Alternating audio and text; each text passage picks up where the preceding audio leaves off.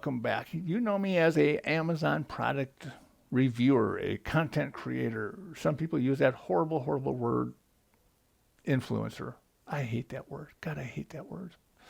Anyway, hey, today you get to see my beautiful, messy office.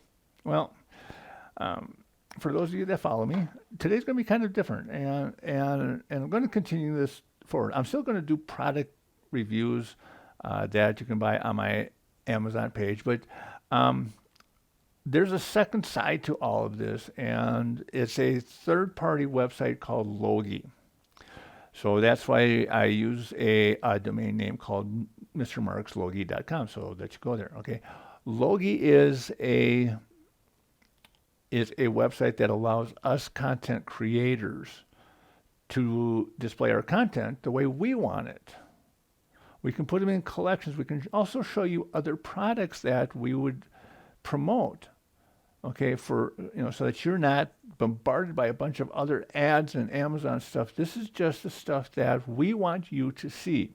Okay, so that's what that is. But it is completely Amazon. So don't worry about that. Okay. Today I'm going to go over my first collection on my Logi website, and it is the Lynyrd Skynyrd collection, because I think Lynyrd Skynyrd is probably one of the greatest rock bands in history. Yes, I will say rock band, not just Southern rock band. These guys were really, really good for the 10 years that they were out there. All right. So let me show you what is on my Skynyrd collection page. All right, here it is. Okay, here we are in my Lynyrd Skynyrd collection at mrmarkslogi.com. All right, to me, this is the essential. If you really want to understand what made Lynyrd Skynyrd, these are the 5 items that you need to have in your collection, and I'm going to explain to you why. In my opinion, if you don't have these 5, these are the 5 things that are essential to your collection. All right. The first one is this one right here. What is labeled as Skynyrd's First? Okay. Now, this one part of the reason I say that is because this one has an interesting history to it. All right. This was their very first album, but they did not release it as their first album because it was recorded before they had an actual contract. And it was recorded at probably one of the most famous recording studios in the United States, the Muscle Shoals studio. All right. Now, the band came into existence as we know it in 1969. And of course, it all ended in October of 1977 with the awful plane crash that killed 25 members, entourage, family, including the founder and the lead singer, Ronnie Van Zant. All right. All right. So I consider the plane crash the end of the band. It's just, okay. That's just my personal opinion. All right.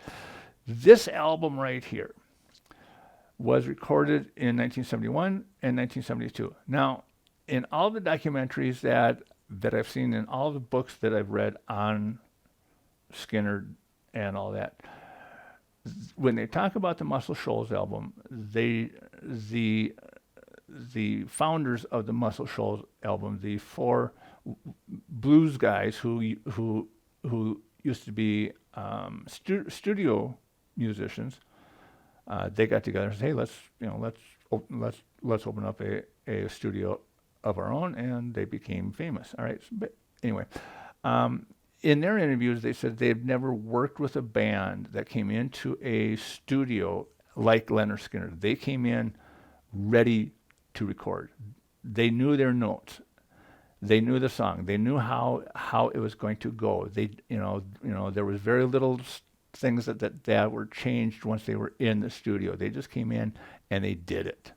Okay, and they also talk about how each member really knew how to play their instrument very clean, which you don't get a lot of the times. All right. So 1971, 1972, they released it. The first time that they released this album was in 1978. Okay, now the official first album was pronounced Lynyrd Skynyrd, and some of the tracks on this album show up on just about every other album out there. This is the only time, this is the only place you will see the entire original album. Now, if you do get this album, which I say that you should, the really cool thing about this album is play it with headphones on, because you're going to hear what the Swampers heard when they first went into the studio. And this is the original version of Freebird and Give Me Three Steps, and okay, and it's different than what you're going to hear farther down the road. Now, okay, so this is why I love this. Not only for the history of the album, but just the music of it. Okay, this has more of a bluesy sound to it. But so yeah, this is the original band, the original members. They're not, they weren't famous yet. All right, so recorded in 1971, 1972. It was released in 1978, and then it went back up on the shelf until 1998 when this album came out. And a lot of the song, it's like I said earlier, a lot of the songs on this album you will hear on other albums going forward as filler material. This one you got to have, all right? Okay, so we got Skynyrd's first. Next one is One More From the Road. And I'm pretty sure just about anyone who is a Lynyrd Skynyrd fan has the original album. Oop, there we go. All right. This was recorded in 1976 in Atlanta, Georgia at the Fox Theater. Now, the interesting thing, and like the first album, there's a lot of history here. The Fox Theater started out as a vaudeville back in the early 1900s. By the 1970s, it was pretty well trashed. It's been used for just about everything. And so they were getting ready to demolish that, and the people who wanted to save it, somehow Ronnie Van Zant heard about it, said, yeah, let us do a couple of nights, let us do a live album, and see if we can save it. And of course, they did save it. In the 1990s, I was in Atlanta. They had just did the actual restoration of the Fox Theater back to its original when it was a vaudeville movie theater, and I got to see Casablanca on the big screen, as it was originally made to be shown in that kind of a set. It was awesome, and I got hooked on that movie. All right, so anyway, this one they for the 25th anniversary, they re-released the album, but they've added several tracks to it. There's like two intros to it. There's a couple of added songs, and because they recorded it over several nights, a couple of the songs don't sound the way you think they should, or the way you remember them on the original album. And the thing with me and the original album is, I got so many speeding tickets. I would go down the highway, I would pop this cassette in, and the next thing you know, I'm doing 80 miles an hour. So this album has a lot of memory to it. Still do it. If I'm on a road trip, this is going to be on my road trip. All right. This is a road trip. This one here is just when I want to just relax and zone out, I will put my headphones on and I will listen to this one, because this is so clear, so clean, and so bluesy. It is so funny or strange to hear, like Freebird here and then hear it here. It's like two completely different songs. It's both of them are really good. They're just it is just so so so so unique to hear the same song from the same band played two different ways, and you still go, yeah, that's how you do it. Okay. All right. Second helping. Okay. All right. Second helping was actually recorded in 1974. This came out before the live album did. Um, One of the things you hear when you read about the band or you watch any of the tribute interviews, they always go back to the fact that as they were a great band for the first 5 years maybe, but once they got onto that fast track, the traveling, the fame, the fortune, the drugs, the alcohol, the women, they lost sight, or you know, maybe it's not that they lost sight. I mean, you go back to the first album here, where they had the time to sit in the swamp and write the songs and play the songs and just get it into their heads how they wanted to hear it. Then they went into the studios and they said, okay, let's put it down on tape. The farther they got along, the less they had to do that, or they had the time to do that.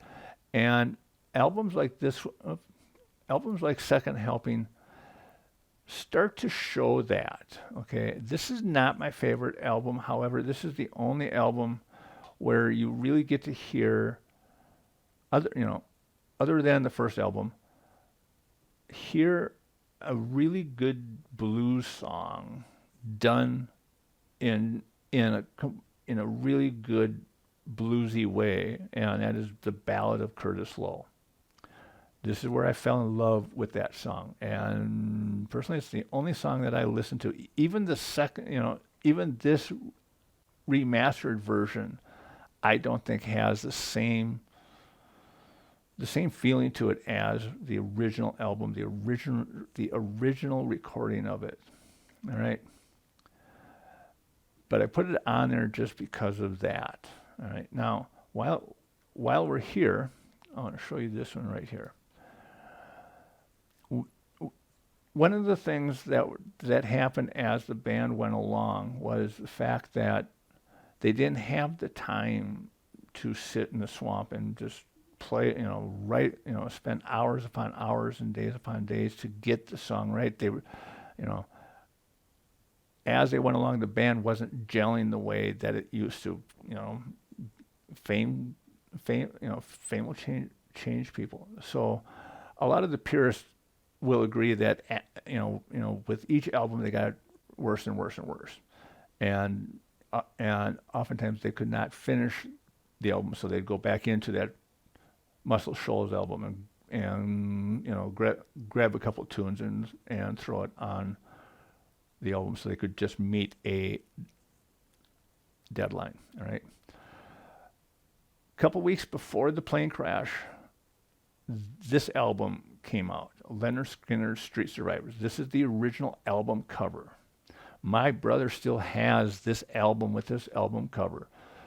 Once the plane crashed, they yanked all of the albums and re-released the albums with a black background. So if you're in a secondhand store and you see this as an LP with this background, you have a collector's item. Okay, I'm just telling you, you have a collector's item. Okay.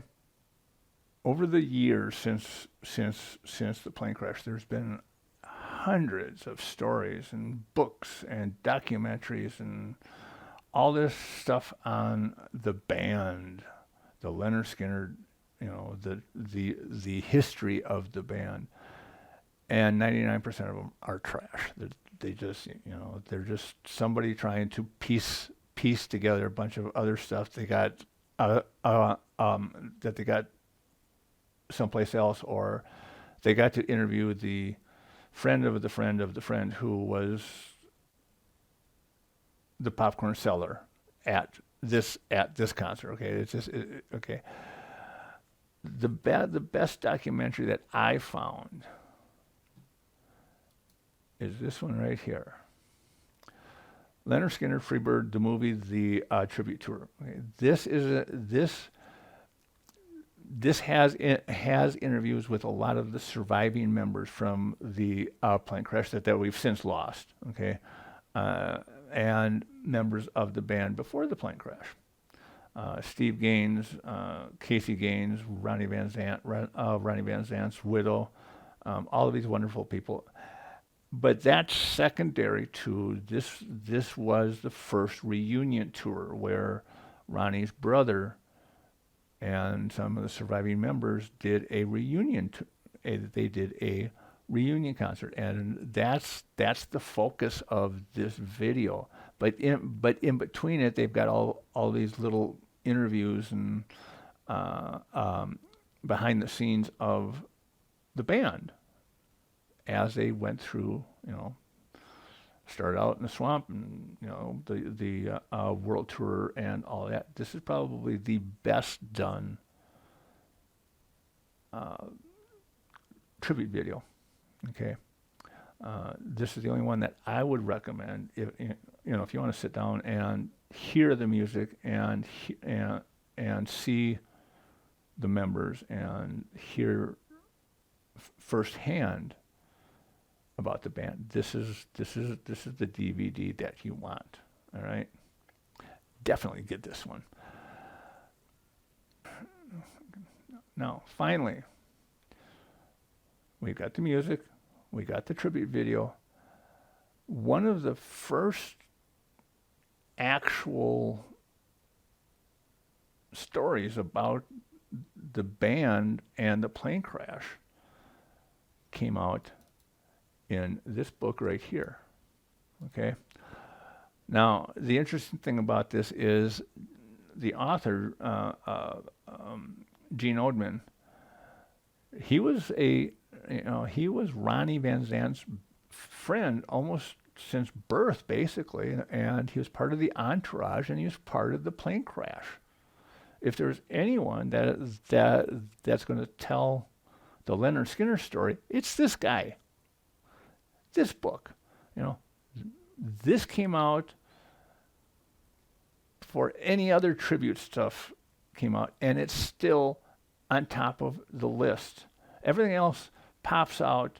They might sell for 1, 2, 3, 4 months, and then people realize that it's junk. It's it's basically regurgitating what is out there. This book came out and has never stopped selling. People never stopped talking about this book. All right, this is Gene puts you next to him as he's going through the Lynyrd Skynyrd story, almost to the point where you can feel yourself sitting next to Ronnie, going, "Hey, cool down, okay." If the music isn't enough, the tribute video isn't enough, you're going to want to get the book. All right. So there you have it. My 5 items. Let me see if I can. Okay, my 5 items that I think should be in everyone's Lynyrd Skynyrd collection, or anyone that would like to understand why a band, after all these years, and who essentially ended in 1977, is still relevant today. Now, here's what I want from you. Tell me what you think. Do you have any of these? Do you have all 5 of these? If so, if not, tell me in the show notes your thoughts. Did I miss anything? Should I add anything to this list? All right, so there it is. I'm Mark Anthony, MrMarksLogie.com. Shop the Vegas Tourist. Follow me. Hit that follow button. Okay. Leave me your comments and your questions down below, and I will see you on my next video.